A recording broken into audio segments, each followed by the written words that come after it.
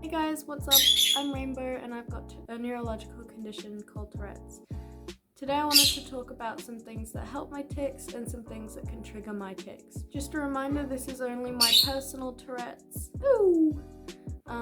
This won't work for everybody, but I just wanted to share my personal experience of what helps and what doesn't help my personal Tourette's. First, I wanted to give a quick rundown of what Tourette's is.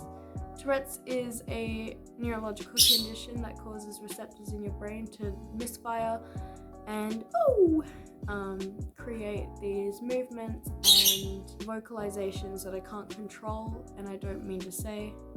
They don't have much to do with what I'm actually thinking. Obviously, some of my thoughts can come out of my mouth, but not all of them.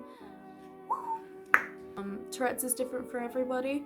Tourette's can also come with a multitude of different comorbidities, which means different health problems that can affect your tics.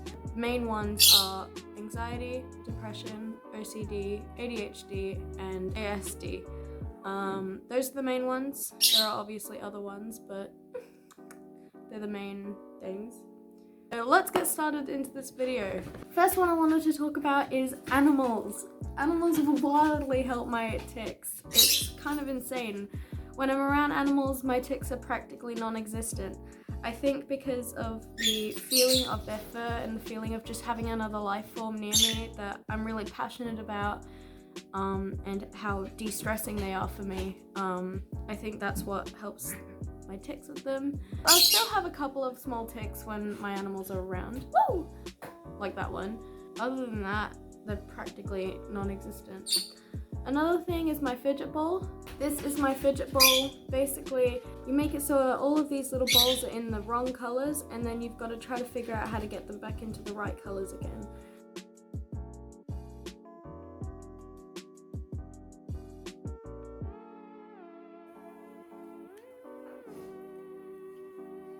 But some things that can really help tics are things that keep your mind focused, and things that you really enjoy can help as well because it calms you. And one of the biggest triggers for tics is emotions and those comorbidities I spoke about earlier. That whistle, for instance, if I don't get that whistle right because of my OCD, I have to do it over and over and over again until I do get it right, and it can cause tic attacks if I don't.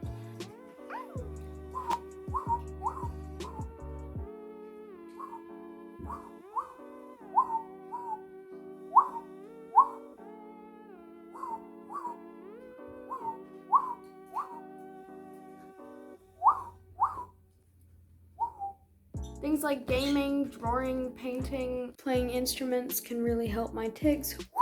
Your emotions can really affect your tics. When I'm angry, my tics are really aggressive. They'll hit, they'll kick, they'll yell. When I'm upset, my tics will also be upset. They make this little crying sound. If I'm distressed, they'll be really hyper and exacerbated, along with when I'm mad.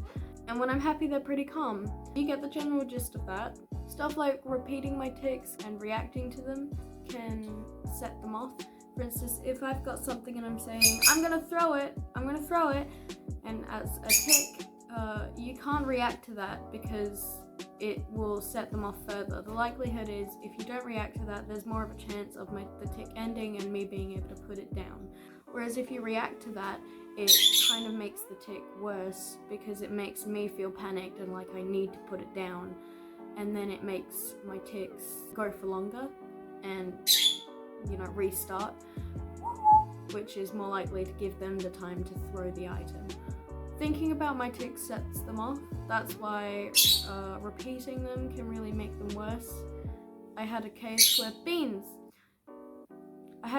where I was shouting beans in class, beans, a lot, and people started repeating me saying beans. Whenever I said beans, they would repeat tits. Since they were repeating it a lot, I was thinking about the tic, and then the tic was coming out more, and then they were repeating it more, and it just became this big cycle, and I almost had a tic attack. A tic attack is a really terrible event with Tourette's. basically it can happen at any point in time. It mainly happens when you are really exacerbated or when you're nervous about something. It can set your tics off really bad, and basically it's this horrible moment of where your tics just don't stop. It's just tick over tick over tick. It can last for up to like, I don't even know how long. It can last for hours, and you end up exhausted about it. There's also another thing that can be caused by this, and it is a rage tic attack. Not many people talk about rage tic attacks because they're really, really, really awful, and they're also kind of rare. They are tic attacks, but they are aggressive ones. So a lot of hitting, a lot of kicking, a lot of screaming. They're like fits of anger, and they're all tics, and you're behind there and you can feel and see what you're doing, but you can't stop. Piano, you can't stop playing the piano. Sometimes even your diet can affect your tics. So for some people, stuff like caffeine and sugar, things like these can affect your tics. There's obviously more things that can affect your tics that has to do with your diet. For me, caffeine doesn't really affect it. I find that caffeine actually slows down my tics. I also wanted to say that sometimes stuff like your sleep schedule, the amount of screen time you get, and other things can affect your tics as well. People even have specific triggers for specific tics. For instance, if someone walks through a door, they might say, "I'm back, bitches." Who knows? There's obviously going to be more triggers, like for instance, being on camera is a big trigger for me. There are certain medications you can take for tourettes, but like currently I'm on 2 of them. That's 2. But there is no actual cure. And the meds aren't really going to get rid of your tics, they're just going to make them not as constant. Tics often wax and wane, which means that they constantly are changing from what type of tics you have and how severe your tics are. This can mean at some point of your life you can have absolutely no tics, and at other points in your life you can have so many tics that you can't even breathe between them. I realized I forgot to do an outro earlier, but I hope this video was informative. This is just about as much as I want to talk about in this episode, but if you've got any more questions, feel free to leave them in the comments. I hope you enjoyed. If you did, please consider hitting the subscribe button. It would really help my channel out. And if you really want, click the like button as well. Woo! And I hope to see you guys in the next one. Bye!